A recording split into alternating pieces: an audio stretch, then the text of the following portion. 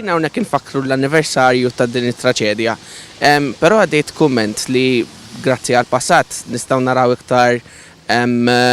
iktar battalji għal drittijiet ta' ħaddiema fil-futur. X'inhu l-punt ta' dan il-messaġġ? Eżatt, palissa għandna kwistjoni mal-Tarsna ta' Palumbo, aħna qed ngħidulu biex jirrispetta d-demokrazija industrijali.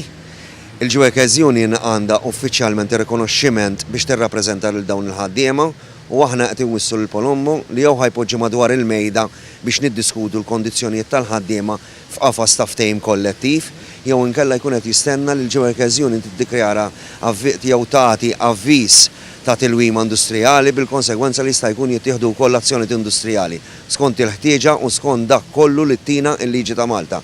Aħna hawnhekk għandna proċessi u prassi li niddiskutu u nitkellmu kif titlob id-demokrazija, qegħdin nitolbu l-operaturi ta' Tarsna ta' Palumbo biex ipoġġu bil-qeda niddiskutu l-kundizzjonijiet kif nagħmlu f'kolinkwa post tax-xogħol ieħor.